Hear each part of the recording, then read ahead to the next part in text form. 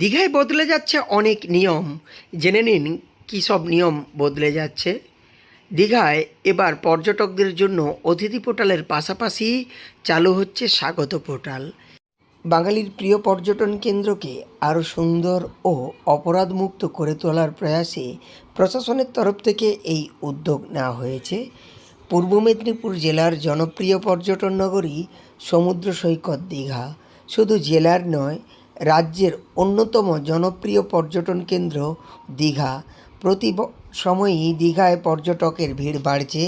দিন যত যাচ্ছে ততই পর্যটকের ভিড় লাগাম ছাড়া প্রতিটি উইকএন্ডে। শীত, গ্রীষ্ম, বর্ষা সব ঋতুতেই দীঘা এখন পর্যটকের ভিড়ে ঠাসা। পর্যটকের ভিড়ে জঙ্গি ও অন্যান্য অপরাধীরা গা ঢাকার সুযোগ নিচ্ছে জনপ্রিয় পর্যটন নগরী দীঘায়।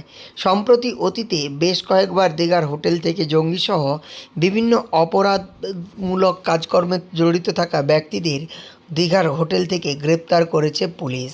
তাই আরও সচেতন পূর্ব মেদিনীপুর জেলা প্রশাসন তথা পুলিশ প্রশাসন। দীঘাকে পর্যটকদের কাছে সুন্দর ও অপরাধমুক্ত করে তোলার প্রয়াস শুরু করেছে। আগেই পুলিশের পক্ষ থেকে অতিথি পোর্টাল নামে একটি পোর্টাল লঞ্চ করা হয়েছিল, যেখানে দীঘায় আসা পর্যটকদের যাবতীয় তথ্য সেখানে আপলোড করতে হবে প্রতিটি হোটেল মালিক বা হোটেল ম্যানেজারকে। এবার অতিথি পোর্টালের পাশাপাশি দীঘায় স্বাগত পোর্টাল শুরুর ভাবনা প্রশাসনের পক্ষ থেকে জানানো হয়েছে। পরীক্ষামূলকভাবে স্বাগত পোর্টালও চালু হয়েছে। একদিকে যেমন এই পোর্টালের মাধ্যমে দীঘায় কোথায় কোথায় ঘোরার কী জিনিস বা কী কী জায়গা রয়েছে বা দর্শনীয় জাহান কী কী রয়েছে সেগুলোর পাশাপাশি দীঘায় আসা পর্যটকদের বিভিন্ন নথিপত্র যাচাই এই পোর্টালের মাধ্যমে হবে। অদূর ভবিষ্যতে কোনো পর্যটক কোনো অপরাধ সংক্রান্ত কাজে জড়িত থাকলে সহজেই পুলিশ ট্র্যাক করতে পারবে বলে জানান দীঘা শঙ্করপুর উন্নয়ন পর্ষদের কার্যনির্বাহী আধিকারিক। এছাড়াও আরও জানা যায়, এই পোর্টালের মাধ্যমে পর্যটকদের আধার বা তাদের পরিচয়পত্র থাকবে পোর্টালের মাধ্যমে। ফলে দীঘায় এই নিয়মগুলি বদল হচ্ছে পুলিশ প্রশাসনের পক্ষ থেকে।